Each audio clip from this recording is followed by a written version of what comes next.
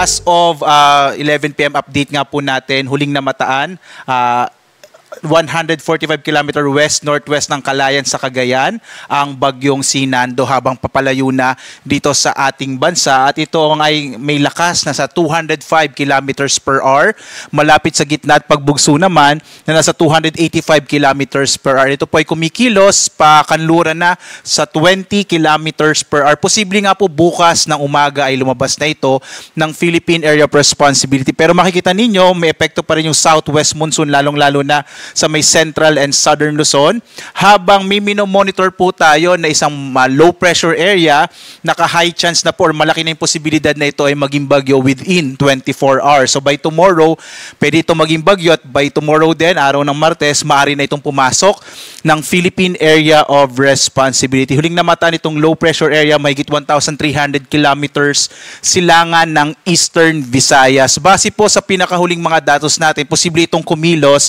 pa kanluran, at maaari pong ang area ng Bicol Region, Visayas, or pwede rin po kung sakaling magbabago tayo ng track dito sa may area ng Central Luzon. So bibigay po tayo ng update sa mga susunod na sandali or sa mga susunod na araw dito sa low pressure area na ating binabantayan. Dito po ulit sa bagyong si Nando, ito yung kanyang latest track, at inaasahan nga natin na ito ay kikilos na papalayo ng ating bansa palabas ng Philippine Area of Responsibility bukas alas 8 ng umaga. Inaasahan natin nasa labas na ito ng PAR, at ang ating pong forecast track or forecast position 800 km west ng Itbayat sa Batanes.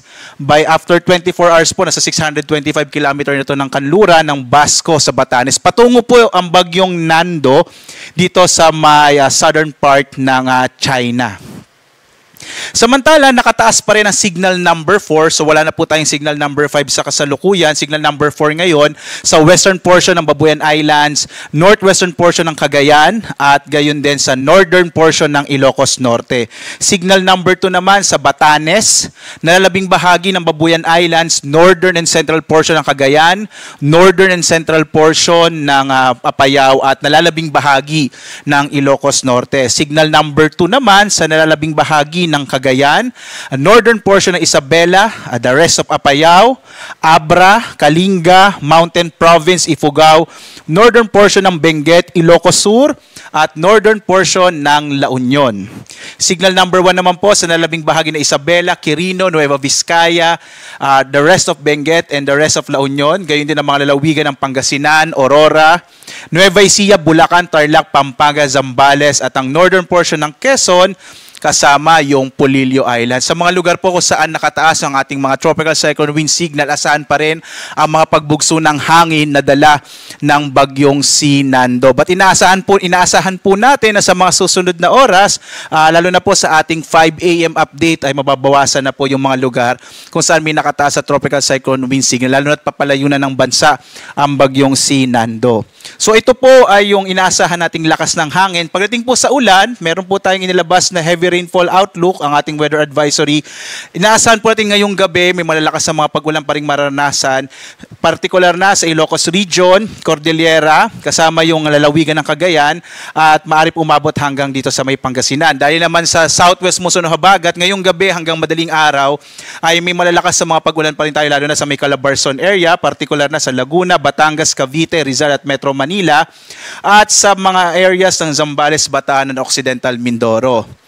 Bukas, inaasahan natin sa paglayo ng bagyo ay mababawasan na rin yung epekto ng southwest monsoon o habagat. Kaya po bukas, inaasahan natin na dito na lamang po sa may western section ng northern and central Luzon, at gayon din kasama Occidental Mindoro, ang inaasahan natin na katamtaman hanggang sa malalakas na mga pag-ulan. Ito po ay dulot ng hanging habagat, at posible po yung trough o mga kaulap na dala ng bagyong si Nando ay maaari magdali pa rin ng mga pag-ulan sa Ilocos Norte at Ilocos Sur, kasama La Union at Benguet. So mag-ingat po, no, mga kababayan, sa mga posibilidad pa rin ng mga flash flood, mga biglang pagbaha at pagguho ng lupa kung saan nga may nakataas po tayo or may naka-issue tayo ng mga lalo na ng mga heavy rainfall update po natin.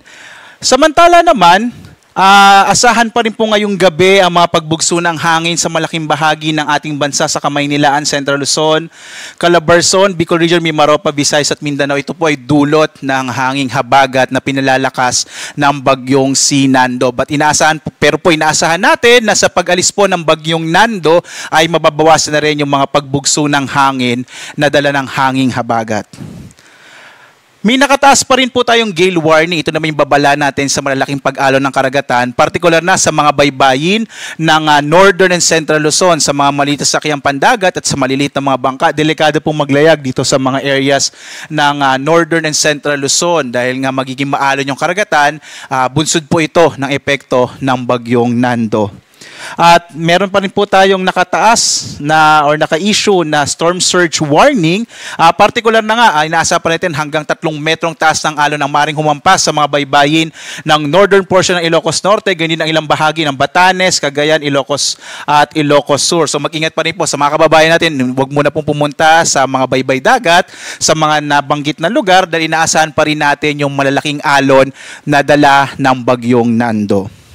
As of 11 PM naman, ay meron po tayong mga naka-issue ng mga heavy rainfall warning dito po sa area ng Northern Luzon, lalong-lalo na sa Ilocos Region, Cordillera at ilang bahagi ng Cagayan Valley Region, particular na nga sa lalawigan ng Cagayan. Dito naman po sa Metro Manila at mga karatig na lalawigan, nakataas naman as of 11 PM, naka-heavy rainfall warning, naka-orange warning po ang Bataan, Pampanga at gayon din yung area ng Bulacan, habang yellow heavy rainfall warning ang Zambales, Tarlac at ang Calabarzon, kasama dyan yung Metro Manila. Muli po, inaasahan natin ngayong gabi hanggang madaling araw may mga posibilidad pa rin ng malalakas na mga pagulan. Bukas po, bandang tanghali, mababawasan na significantly yung malalakas na mga pagulan sa bahagi ng Calabarzon kasama yung Metro Manila. So magbibigay po tayo ng update ulit bukas bandang alas 5 na umaga pagdating po sa mga inaasahan nating magiging lagay ng panahon, lalo na't papalayo na yung bagyong si Nando. Pero nagbabala pa rin po tayo dito sa Pag-asa. Mag-ingat po sa mga posibilidad pa rin ng mga pagbaha